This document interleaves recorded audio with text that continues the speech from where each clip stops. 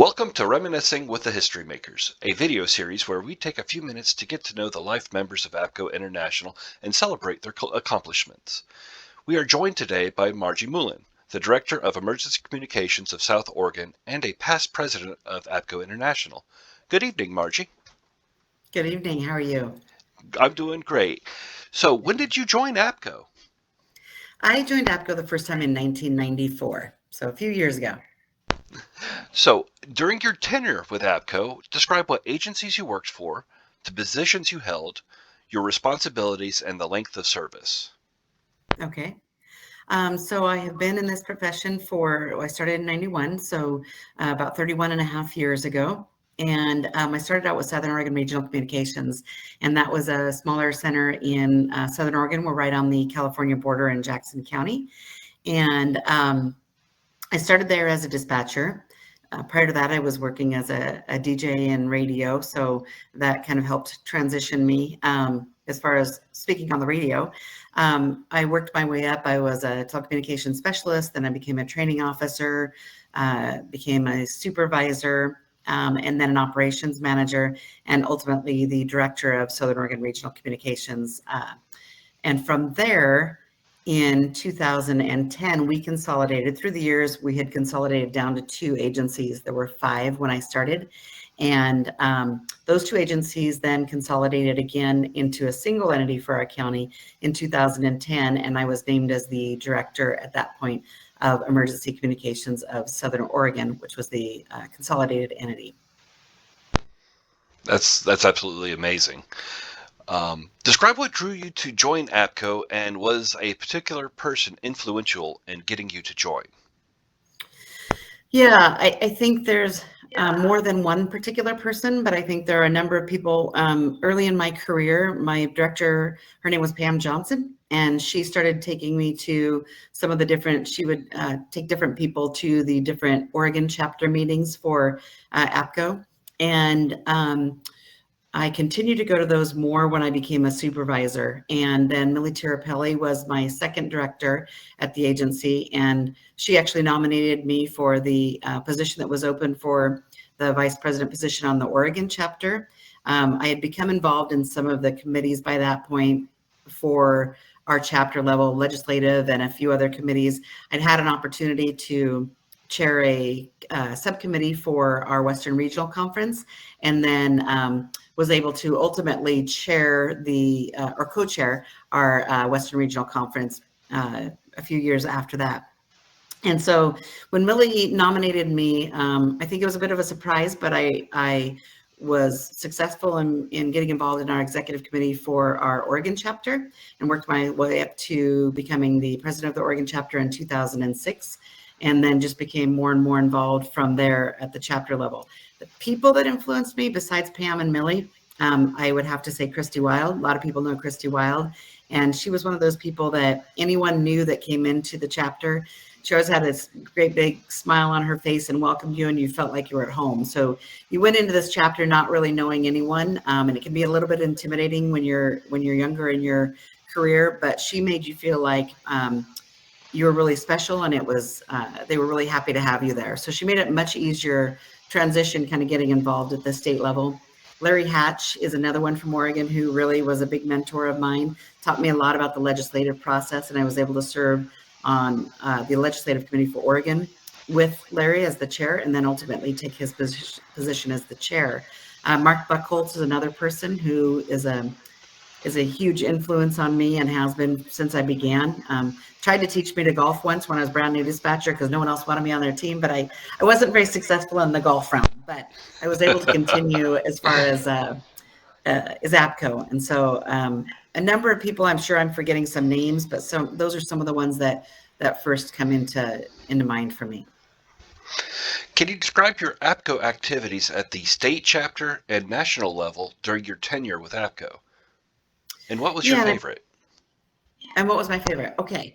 I probably touched on some of that at the state level. I really enjoyed from the state level being involved. I became the executive council rep when Mark Buckholz finished his term. So I represented Oregon on the executive council for APCO International. And I think that was probably one of my favorites because you're part of the chapter board at that point and starting to get involved at the national level as well. I really enjoyed doing the Western Regional Conference.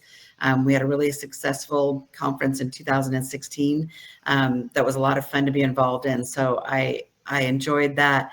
I've really enjoyed all of it. I enjoyed the legislative committee as well from a state level. Moving up into the international, and did you ask that I go through that and name my favorite there, or are we just talking the state right now? Either. Go ahead and name both for your Sure. favorite state and your favorite international. Okay. So at the international level, I started getting involved internationally with the executive council position, but really more so when I saw that there was a new program called RPL that isn't so new anymore, but there was an opportunity to apply for the beta class for RPL. And Greg Riddle was involved in that. And I was selected to be on that first RPL class. And I learned a lot going through that. And part of what I learned with that course is they have you actually sign up for a committee at the national level. And so I signed up for the awards committee, and then I was able to become a member of the awards committee and then a chair of the subcommittee for the awards group or awards committee. And then I was able to chair the awards committee. So once I did that, I was selected as a group leader. And Gigi Smith was the one that asked me if I was interested in being a group leader. And I remember when she called me, I said, "What's a group leader?" So a big learning process for me. And the group leader position, for anyone that's not familiar with it, the group leaders oversee the committees. And so as a group leader, you have 4 or 5 committees under you that you're monitoring, and then you're reporting to the executive committee for APCO International. And that was a great experience because you learn a lot about a lot of different committees in APCO. And then I was able to chair the group leaders. So then I was overseeing all of the group leaders, which meant I had to know a little bit about every committee. And that's really, I think, what prepared me for anything further with APCO International, because it taught me about all of the work that's going on in our association. And that's huge because that's so much of what APCO is. And that's all members that are doing that work on a volunteer basis on top of their normal jobs. So it was a great opportunity to learn from that. From that, I ran from the executive council to be on the board of directors for the Western region. I was successful in getting that position. And then from there, decided to run for the executive committee. And now here I am. Wonderful. Has your APCO membership had a direct effect on your career in public safety communications? Yeah, absolutely. And I think that's because you network with people, you get to know people, and there's really no problem that can't be solved when you know the right people to call. None of us can do this alone. And I think that the more we network and the more we have an opportunity to meet professionals around the nation, there's never been a problem that I haven't been able to go, okay, I don't know the answer to this, but I know so-and-so in North Carolina that might know the answer to that. Or I know that so-and-so in Tennessee went through a similar type project. So there's so many ways that we can then reach out to somebody who's already done it. And you don't have to reinvent the wheel. Or if you can't come up with the ideas that you need or the knowledge that you need or the context that you need, you always have someone that has that piece of the puzzle, and you can just reach out to them and get that. So if I hadn't been involved in APCO, I wouldn't have those resources. And I think that those resources are what makes us successful in this profession. What do you like most about APCO? I think what I like most is just the fact that it's such a member-centric organization or association. I think that the work that we do, it's always about the profession, what's best for the profession as a whole and the membership as a whole.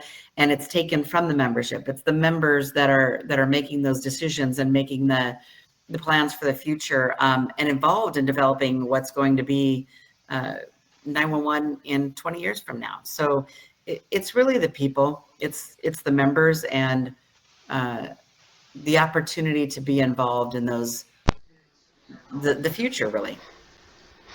What does APCO do better than anyone else?